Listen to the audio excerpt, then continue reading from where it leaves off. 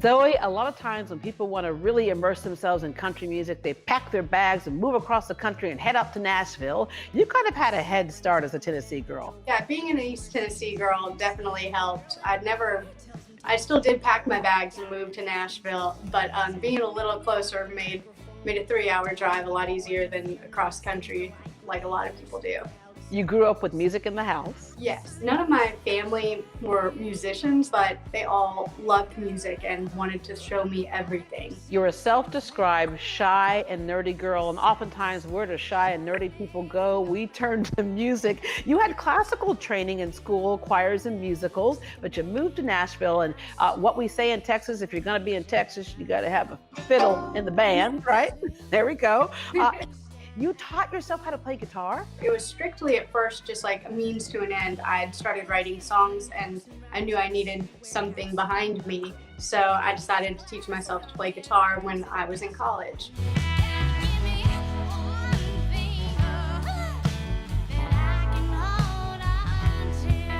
Country music is so cool right now. I remember when the genre was kind of really tight at one point, and then in the 90s, all of a sudden we had this kind of Shania Twain type thing, and then the Keith Urbans later, and Clay Aiken, all those type of people who just came along and kind of changed some stuff. And so how would you describe your type of country music?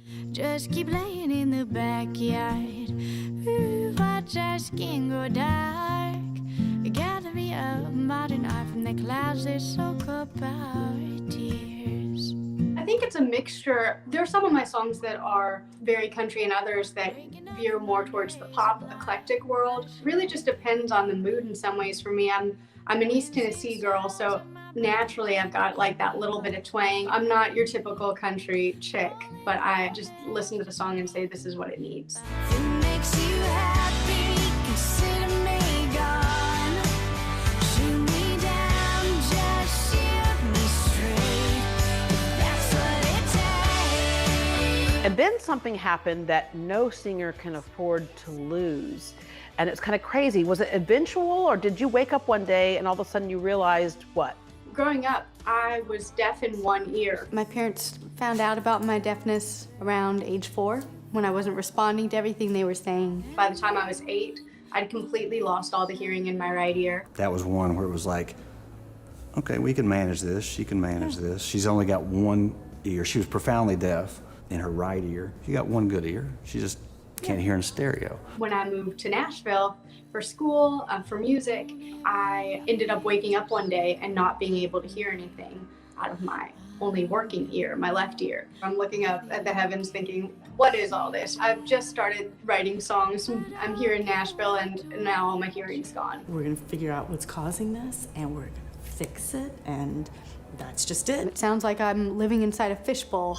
I can see everyone, but I have no clue what they're saying. And then the doctor says to you, this is progressive, meaning that you would have total hearing loss. And what's so amazing about modern technology today is that we have things to address that. There's this thing called a cochlear implant. It's an implant in your ear that allows you to hear again. And it looks like a hearing aid, so it kind of goes behind your ear, and you have to have a surgery to get it. Ended up having to go through the process of learning how to hear again in my right ear, the one that I lost all hearing in when I was 8. I am going progressively deaf. I've lost the majority of my hearing at this point. There are days where I wake up and randomly lose another big chunk of hearing. It happened while I was recording my album that I just released. So it's a normal occurrence, and I've kind of gotten used to the fact that I may eventually go completely deaf. But I don't try to worry about the future, 'cause no one will ever sound like you. Having an implant is sort of this promise that yes, you'll still be able to hear. It may be different, but you'll be able to is huge and life-changing. I'd been praying for that miracle, and I realized that the miracle was happening because look at her. She was thriving, she wouldn't be stopped. And even though each time she would lose hearing, pitch would get better, she would get stronger, the motivation was more present. How do you keep this positive outlook on life, and what can you say to people who might be looking at a challenge? I have an amazing family that's always stuck behind me and never questioned this crazy choice of mine to be a musician and a songwriter despite all this. So I think surrounding yourself with people that are your cheerleaders and really care for you is extremely important. You can't do it alone. You are what you decide to think about every day and the choices you make daily. So I don't think about being hearing impaired daily. I don't think about all the challenges and fears of having to meet people and am I going to be able to hear this song okay when I play it or record it. I try not to focus too much on that because I get to decide how I'm going to feel about this. Speaking of feeling, your songs have a wide range of emotions. You can try to claim my heart, boy. It's worth putting your stake in, but always know your place, son. You'll never be bacon.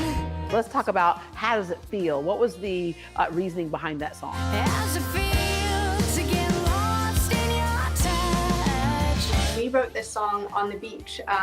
It's the most fun, kind of girly song on the record. Very childish, kind of flirty love there. That silly feeling of unrequited love. The fact that you may not ever know how it feels. And of course, the song you have now, which we need a bunch of now, Happy. Tell me you're happy. Tell me I'm wrong, can never cross your mind.